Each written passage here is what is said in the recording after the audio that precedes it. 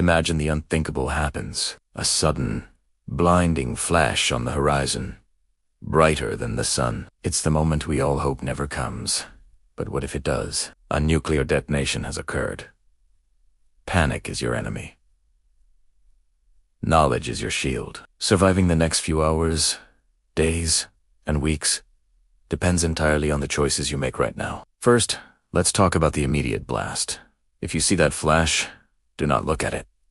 You have seconds. Drop to the ground instantly. Lie face down, tuck your hands under your body, and keep your mouth slightly open to help equalize the pressure. If you can, get behind any solid object to ditch a concrete wall, anything that can shield you from the initial blast wave and thermal radiation. Cover your head, neck. Stay down for at least 2 minutes after the shockwave passes. The biggest immediate dangers are the blast itself, the heat, and the initial radiation. Once the initial shaking stops, your next and most critical mission begins.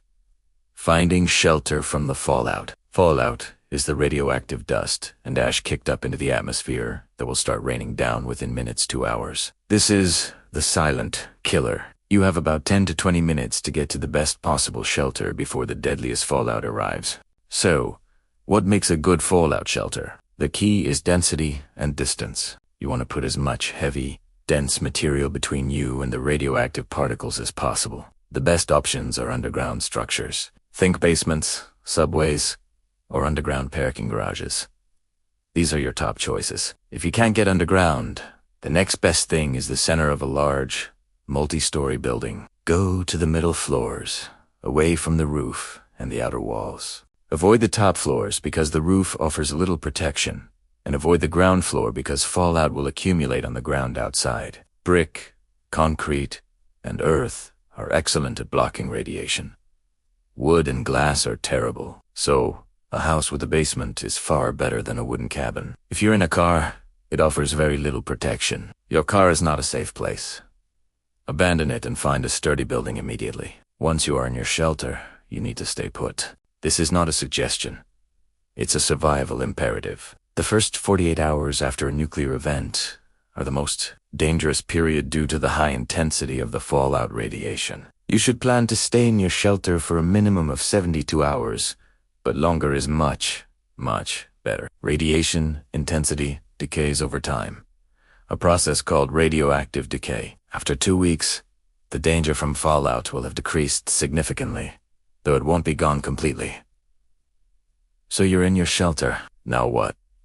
First, decontaminate. If you are outside after the blast, you are likely covered in radioactive dust. You need to remove this contamination to protect yourself and anyone else in the shelter. Carefully remove your outer layers of clothing. Place them in a plastic bag, seal it, and put it as far away from people as possible, like in a corner of the room. If you have access to water and soap, wash your hair and body thoroughly to remove any remaining particles. If water is scarce, you can use a damp cloth or a wet wipe to clean your skin. Do not scrub or scratch your skin, as this can create openings for radioactive material to enter your body. Now, let's talk about supplies. In an ideal world, you'd have a pre-packed bug-out bag or a fully stocked shelter.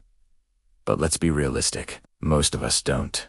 So, we're working with what's available. The 3 most critical resources are water, food, and communication. Water is paramount. You can survive 4 weeks without food, but only a few days without water. The recommended amount is 1 gallon per person per day. Hopefully, your shelter has a water source. If you're in a house, the water in your hot water tank and toilet tank not.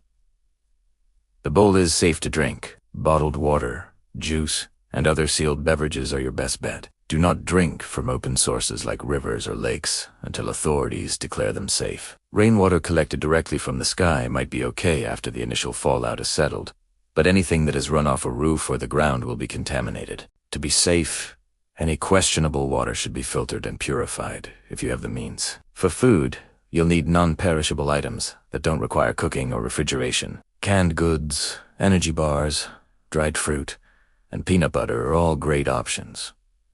Ration your food supply carefully. You don't know how long you'll be sheltered. A good starting point is to plan for at least 2 weeks. Keep a careful inventory and divide the food equally among everyone in your shelter. Communication with the outside world is your lifeline to information. You need to know what's happening. A hand crank or battery-powered emergency radio is the single most important tool for this. Keep it tuned to emergency broadcast frequencies. Officials will provide instructions on when it's safe to leave your shelter, where to find aid, and which areas to avoid. Your smartphone will likely be useless. The electrical grid and cell networks will almost certainly be down, possibly fried by the electromagnetic pulse, or EMP, that can accompany a high-altitude detonation.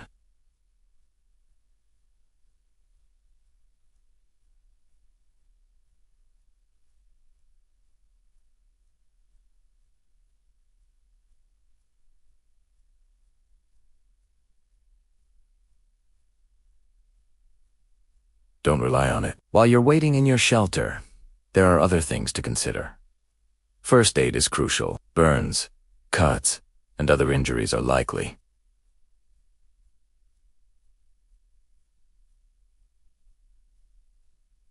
A well-stocked first aid kit is invaluable. Know basic first aid, especially how to treat burns and stop bleeding. Sanitation is another major concern. Without running water in a functioning sewage system, you'll need to improvise a toilet. A bucket with a tight-fitting lid, lined with a plastic bag, can work. Add a little bit of dirt or cat litter after each use to help control the odor. Keeping your living space clean is vital to prevent the spread of disease. The psychological toll of this event will be immense. You'll be dealing with fear, uncertainty, and isolation. It's important to stay calm and keep your mind occupied. Talk with others in your shelter. Play cards. Read books.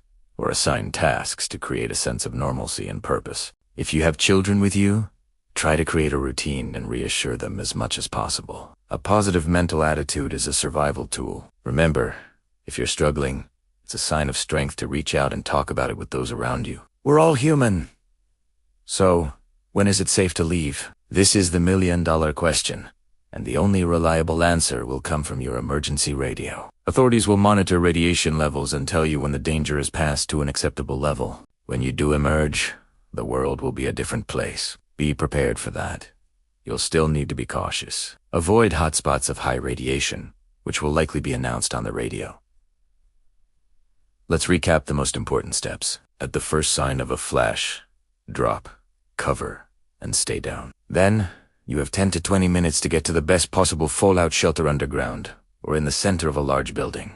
Decontaminate yourself by removing and sealing outer clothing and washing your body. Stay inside for a minimum of 72 hours, but ideally for 2 weeks or more. Ration your water and food supplies carefully. Use a hand crank radio to listen for official instructions. And finally, manage your sanitation and your mental health. This is a grim topic, but being prepared can turn fear into action. It's about knowing the steps that can genuinely save your life.